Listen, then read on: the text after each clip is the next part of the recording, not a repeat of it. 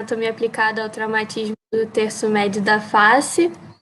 E aí eu vou fazer uma breve introdução aqui. Na face, os traumas são divididos de acordo com a região anatômica acometida pelo trauma. Então, as fraturas do terço médio da face são bastante frequentes, elas ocupam o terceiro lugar dentre as fraturas faciais mais ocorrentes. Apresentam forma de quadrilátero, e o terço médio é composto pelos ossos da maxila, os rebordos orbitários, o osso nasal e o zigomático, que estão ali se articulando com o temporal, esfenoide, lacrimal, frontal, palatino. Então, acaba que envolve muitos ossos ali ao redor, tem muitas conexões por ali. E, por exemplo, fraturas envolvendo a cavidade orbitária podem ter comunicação, cavidade média da base do crânio, seio frontal, seio maxilar, cavidade nasal. Então, tem muita coisa interligada ali. E o que vai dizer a severidade da fratura vai ser a maior ou a menor quantidade de ossos envolvidos, o tipo de injúria, né, que está acontecendo ali, a direção e a força do impacto, para ver qual a gravidade da situação. Boa tarde, gente. Eu sou a Maria Clara. Eu vou começar falando sobre as causas. Elas são variáveis, mas as principais são essas que estão aí. Violência, quedas, acidentes esportivos, de trabalho e automobilísticos, agressões físicas ou por arma de fogo e atropelamentos. As que mais ocorrem são os acidentes automobilísticos, principalmente de motocicletas, e o gênero mais acometido é o masculino, e as vítimas se encontram ali mais ou menos da faixa dos 20 a 30 anos. Pode passar. Aí a gente faz a classificação dessas fraturas de terço médio. Elas são classificadas em nasal, zigomático, maxila, dentoalveolar, leforo 1, 2 e 3 e fraturas complexas.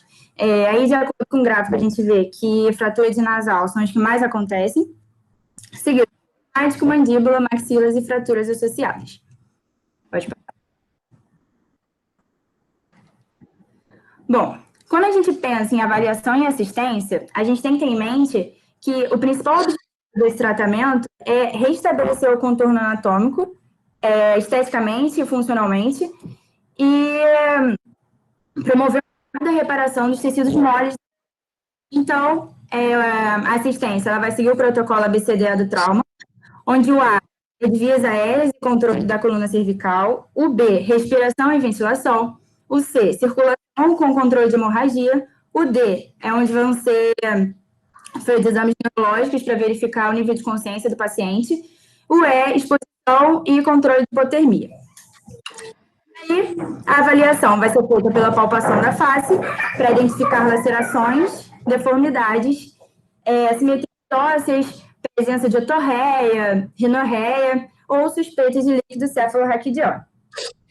E aí, na avaliação, então, vão ser verificados o acometimento globo ocular, a mobilidade da maxila, limitação da abertura bucal, desvitaria médica, da linha média, maloclusão e hemorragia óptica e nasal.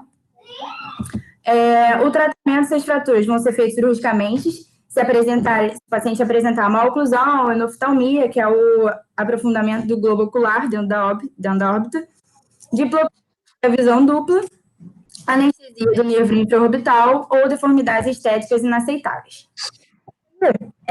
Nesse tipo de fraturas da face, é muito importante que o cirurgião ele conheça quais são os pilares de sustentação do esqueleto facial. E aí, no sentido vertical, a gente tem o naso maxilar, pitérigo maxilar e o zigomático. No sentido horizontal, a gente tem a boca frontal, o arco e o complexo zigomático, alvéolos maxilares e o palato e o segmento basal da mandíbula. E agora a Maria Isabel vai falar um pouco sobre essas fraturas dos ossos separadamente. Então, a gente vai começar com o nasal, que são traumas de grande frequência, Aproximadamente 39% das fraturas maxilofaciais são nasais. É o terceiro osso mais comumente fraturado no esqueleto humano inteiro. E tal fato se deve à sua localização proeminente na face ali, né?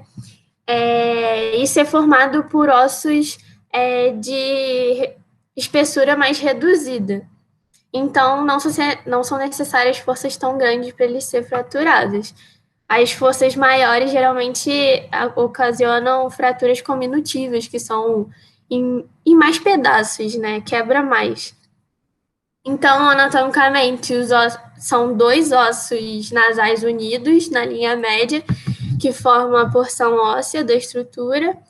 Aí, os processos nasais do osso frontal e da maxila promovem o suporte superior e lateral.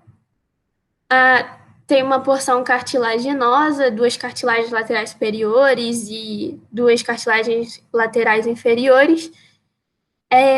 Também tem uma cartilagem sesamoides na estrutura nasal cartilaginosa externa, e o septo nasal é composto pela placa perpendicular do osso palatino, a crista septal da maxila, a placa perpendicular do etimoide, vômer, cartilagem e septo membranoso.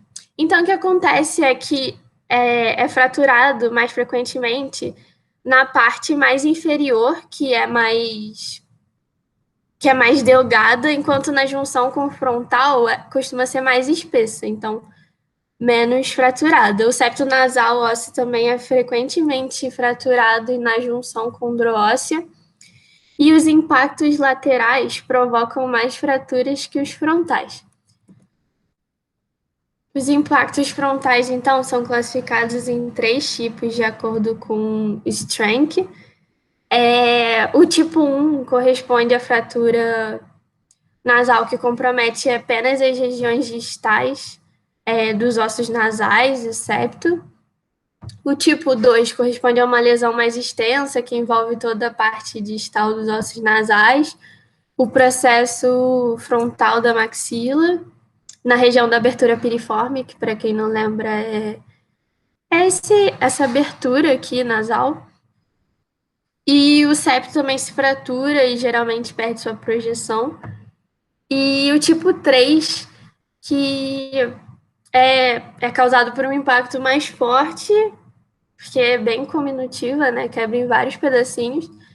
Então, envolve os dois processos frontais da maxila, um ou dois processos frontais da maxila, se estendendo para o osso frontal e caracterizando uma fratura naso-etimoide orbitária.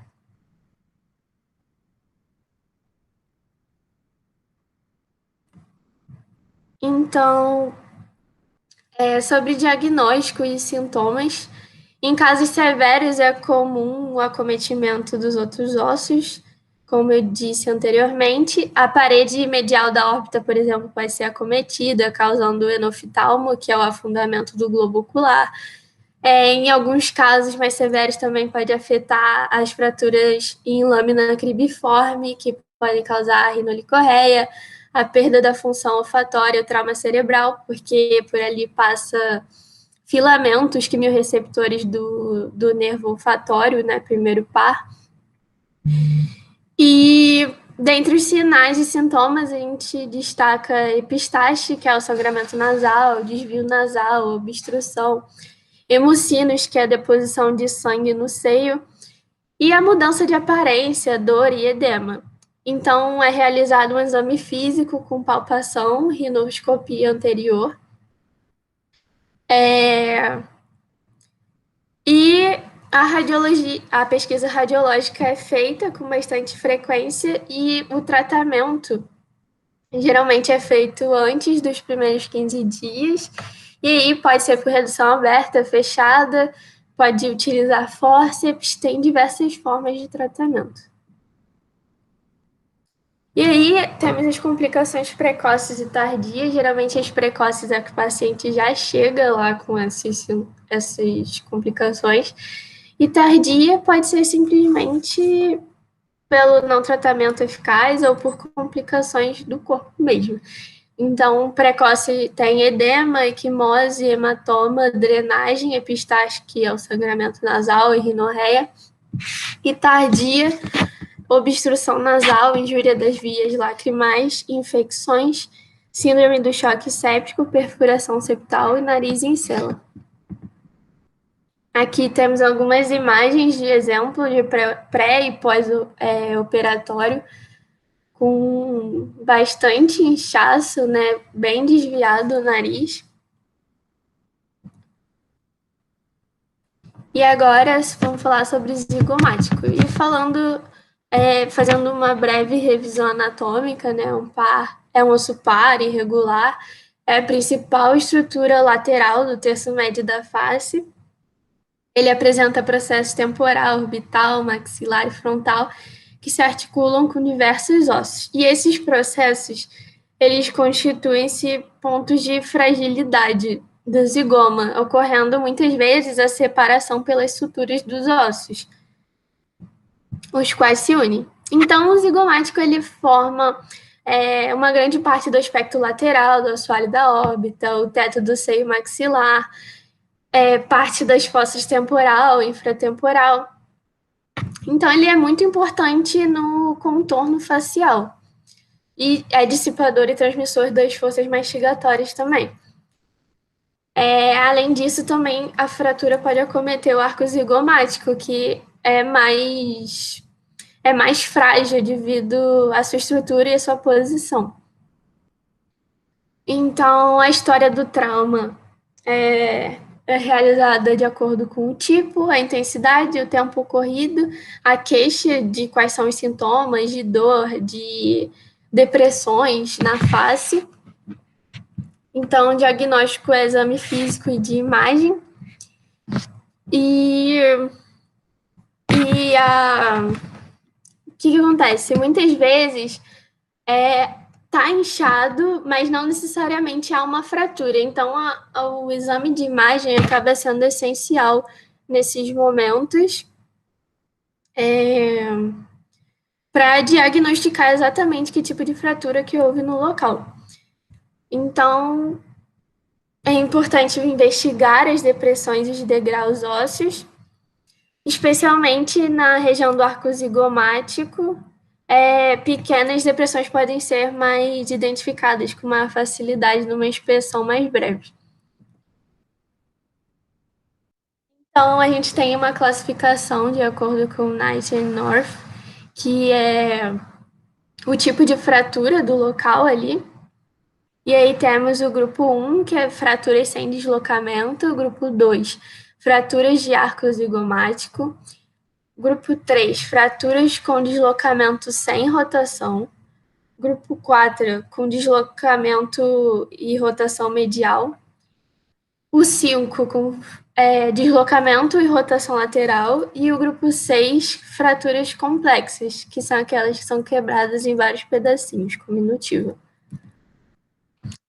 Então, sobre os sintomas, nas fraturas orbitozigomáticas podem apresentar alterações visuais do globo ocular, lesão do nervo infraorbitário, que é uma continuação do nervo maxilar, que é ramo do trigêmeo. Pode ocorrer hipoestesia, que é a diminuição da sensação de tato das regiões geniana e lateronasais, uma assimetria facial. E as fraturas do arco zigomático podem causar incapacidade de abrir a boca totalmente, que é trismo, alteração do encaixe dos dentes, aplanamento da proeminência malar e do arco zigomático, equimose do sulco vestibular maxilar, deformidade da margem orbital, alteração dos níveis da pupila. Então, impactos laterais muitas vezes causam fratura do complexo zigomático maxilar, osso zigomático isoladamente ou arco zigomático isoladamente. E aí o paciente apresenta equimose periorbitária, epistaxe, diplopia, dificuldade de abertura bucal. E tudo isso exige um tratamento mais aprofundado. Agora, a maxila. Fazendo uma revisão anatômica. É uma estrutura par, pneumática, situada no víscero crânio, é vital no víscero crânio. Está envolvida na formação da órbita, no nariz e palato. Mantém arcado superior e desempenha um papel importante na mastigação e na comunicação. Ela é muito sensível para impactos horizontais e pode ser mais letais, assim, mais graves, e causam alterações oclusais que podem evoluir para sequelas estéticas e funcionais, assim. Então, é realizado um exame físico com palpação bilateral simultânea das margens orbitárias, processos nasais, proeminências zigomáticas, crista zigomática e rebordo alveolar superior. E aí, tudo isso à procura de dor intensa, crepitação, desníveis ósseos, hipoestesia, que é aquela diminuição da sensação de tato, e a mobilidade da maxila. Então, sobre sinais e sintomas. As fraturas do maxilar frequentemente causam inchaço e deformação da face. Então, o inchaço dificilmente ele se torna o suficiente para bloquear a via respiratória. Mas é importante ressaltar que qualquer lesão que seja capaz de fraturar o maxilar, ela também é capaz de lesionar a coluna e o pescoço, causar lesões na medula espinhal, nas vértebras e na lesão cerebral. Então, pode ser algo bem mais sério. Então, sinais e sintomas, temos retrusão no terço médio da face, maloclusão, laceração nos tecidos moles do vestíbulo, palato, epistaxe, hematoma periorbitário, equimose subconjuntival, rinolicorreia e otolicorreia. E aí são realizados exames de imagem, que são muito importantes no diagnóstico, devido ao inchaço, né, que pode dificultar a palpação. Então, radiografia de perfil, Waterstone e tomografia computadorizada. E então, o tratamento visa mais restabelecer a função, a simetria e o contorno facial pré-traumático. E aí, o tratamento cirúrgico visa essa recuperação mais rápida. Bom, as fraturas dentoalveolares, elas são fraturas de alta incidência, principalmente em crianças e adolescentes. Ocorrer isoladas ou concomitantes com outras fraturas, como a de maxila ou de mandíbula. Só que nesses casos, os elementos dentários também vão estar lesionados. E aí, essas fraturas podem ocorrer em dentição decídua, mista ou permanente, e vai envolver estruturas como porção alveolar, tecido de suporte periodontal, estruturas moles e ósseas da parte dos dentes. Os elementos mais acometidos são os incisivos centrais, laterais e caninos, nessa ordem. E aí, na infância, se esses problemas não forem tratados, eles podem causar problemas estéticos e funcionais, como dentes mal formados, ou em má posição, ou dificuldade no crescimento facial da criança. Na dentição permanente, é muito importante que se preste atenção, não só no sentido de manter o elemento dentário ali na posição dele, mas de evitar sua perda precoce ou ainda a perda alveolar futuramente. Como eu disse anteriormente, os dentes mais acometidos são esses anteriores, então isso pode causar restrições na mordida, dificuldades na fonação, problemas com estética, e futuramente isso pode trazer alguns constrangimentos e vergonhas que pode ocasionar problemas mais sérios, como os problemas psicológicos. E aí, esse fato faz com que isso se torne um problema de saúde pública entre crianças, adolescentes e até mesmo nos adultos. Pode passar. E aí, existem alguns tipos de lesões traumáticas do tecido de sustentação, e são eles: concussão, subluxação, luxação lateral, intrusiva e extrusiva e a avulsão. O primeiro é um traumatismo de pequena intensidade, sem rupturas e deslocamento e mobilidade do dente. A subluxação, ela já é um traumatismo de baixa a moderada intensidade, onde o dente possui mobilidade, mas ele ainda não está deslocado do alvéolo. A luxação lateral, ela já é um traumatismo de maior intensidade, que vai levar ao deslocamento do dente, e nos sentidos palatino, vestibular, mesial e distal. A luxação intrusiva é o deslocamento do dente para o interior do alvéolo. A extrusiva é o deslocamento parcial do dente para fora do alvéolo. E a avulsão é o deslocamento total do dente para fora do alvéolo. Isso é feito pela palpação e pelo visual. É importante observar se não houve danos a outras estruturas, porque essas fraturas, geralmente, elas afetam os tecidos moles adjacentes. Importante verificar a presença de corpos estranhos e pela radiografia, pelo exame de imagem. E aí é muito importante observar, nas crianças principalmente, se não tem lesão no mento, porque essas fraturas podem ser sugestivas de fratura de cabeça de mandíbula. E aí, futuramente, pode até causar um risco de anquilose na ATM, se não for tratada corretamente. Pode passar. Aí, algumas imagens de dentoalveolares. Pode passar. E aí, chegamos de fraturas de Lefort. Essas fraturas foram descritas por René Lefort em 1901, e ele deu uma descrição que vem até hoje seguindo aí. Pode ir.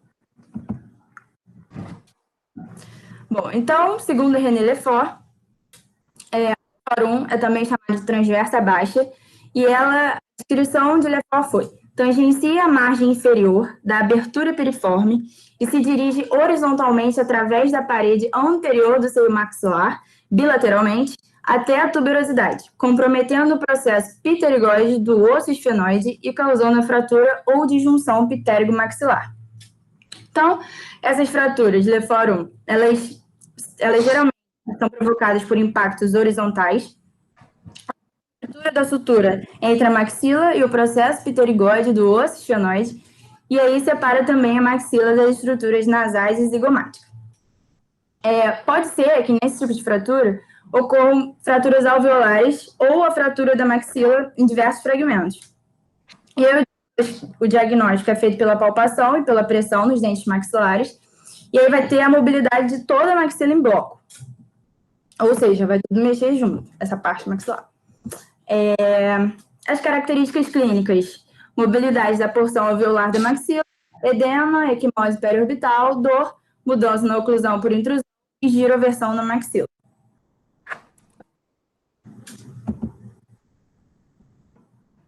Pode passar.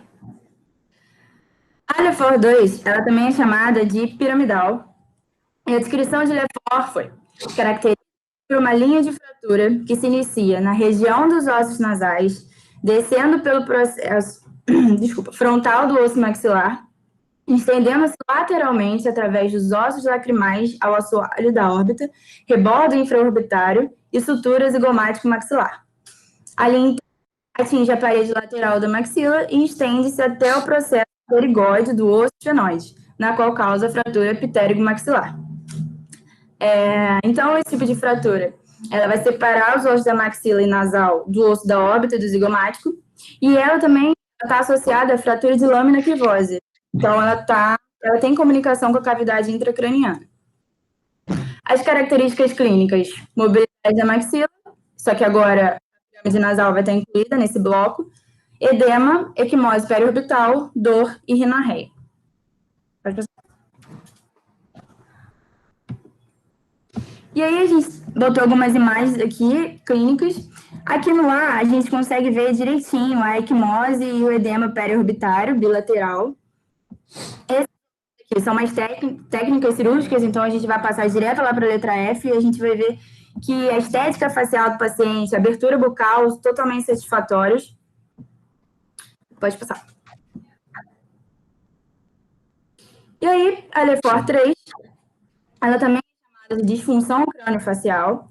E a descrição de Lefort foi: caracteriza-se por uma linha de fratura que se estende desde a região da sutura frontonasal, passando pelas paredes mediais e do assoalho das órbitas, alcançando as suturas zigomático frontal e zigomático temporal. Essa fratura vai dar ao paciente um aspecto de face alongada, e elas ocorrem devido a uma aplicação de uma força extremamente alta, assim, que vai afetar o complexo naso-órbito-etimoidal, que tem a sigla NOE. E aí vai envolver estruturas frontozigomático, frontomaxilar e frontonasal. A semiologia de Lefort 3 é parecida com a de Lefort 2, só que agora o zigomático está incluso nesse bloco todo que vai mexer, então o terço médio da face em si, ele vai mexer todo em bloco. O diagnóstico é feito pela palpação da face, prestando atenção em crepitações, mobilidade óssea. No exame oral, é importante que se observe o acúmulo de sangue ou depósitos de dentes evolucionados, o mordido aberto anterior. E o diagnóstico por imagem é feito com raio-x, tomografias computadorizadas e ressonância magnética. As características clínicas são mobilidade do terço médio da face, de todo o terço médio, crepitação óssea, equimose, edema periorbitário, equimose subconjuntival, epistaxe bilateral, degrau do rebordo orbitário lateral, aumento de altura facial anterior, que foi aquela que eu falei que dá um aspecto de face alongada ao paciente, retrusão do terço médio da face, má oclusão e mordida aberta. Pode passar. E aí, mais algumas fotos de Lefort 3, onde a gente consegue acompanhar aqui a linha de fratura descrita por Lefort. E agora, por fim, fraturas complexas, que também são denominadas fraturas panfaciais ou múltiplas da face, que são aquelas que atingem ao mesmo tempo os terços superior, médio e inferior da face, que são causados por um grande nível de energia causado pelo trauma. Eles são associados a lesões sistêmicas que necessitam de um tratamento primário, seguindo a mesma linha de tratamento para salvar a vida do paciente, o protocolo do ABCDE do trauma. E é muito comum essas lesões estarem relacionadas aos tecidos moles e perdas de estruturas ósseas severas que podem levar a graves deformidades faciais e má oclusão. Então, o diagnóstico é feito por imagem, por exame clínico e imagem. No exame clínico são observadas as contusões e lacerações, são avaliadas crepitações mandibular, a mobilidade da maxila, os degraus ósseos que são palpáveis na região da face. E aí, dependendo da natureza e o grau da injúria, pode apresentar lesões neurológicas e oftálmicas, e até na glândula parótida pode ser realizado um trauma que deve ser avaliado com cuidado. Especialmente quanto à integridade do ducto de Stensen e ao nervo facial, que é o 7º par craniano. E aí, o tratamento das fraturas geralmente é extremamente complexo, porque geralmente não tem uma estrutura que possa ser usada como arcabouço para estabelecer a continuidade óssea. A gente pode ver que tem muita fratura. E aí pode resultar em significativos problemas funcionais e deformidades estéticas. Nesse que a gente está vendo aqui, tem uma fratura no processo coronoide esquerdo da mandíbula, fratura Lefort 1, fratura naso-órbito etimoidal, tipo 3 à esquerda e tipo 1 à direita, e fratura complexo zigomático orbitário bilateral, e fratura osso frontal. Então, caracteriza uma fratura panfacial porque atinge os 3 terços da face. Então, os princípios do manejo cirúrgico é a preservação do sistema nervoso central, visão, audição. As fraturas abertas devem ser estabilizadas o mais cedo possível para a saúde óssea e visa preservar a integridade e a viabilidade dos tecidos e seus anexos. Então, uma rotina de conduta de sequência na redução das fraturas. Tem que ter um planejamento pré-estabelecido de tratamento para buscar essa oclusão mais satisfatória o restabelecimento das funções mastigatórias, das funções fonatórias, oculares, além da estética do indivíduo, para que ele viva bem, se sinta bem e volte a ter uma vida normal no convívio social. E é isso.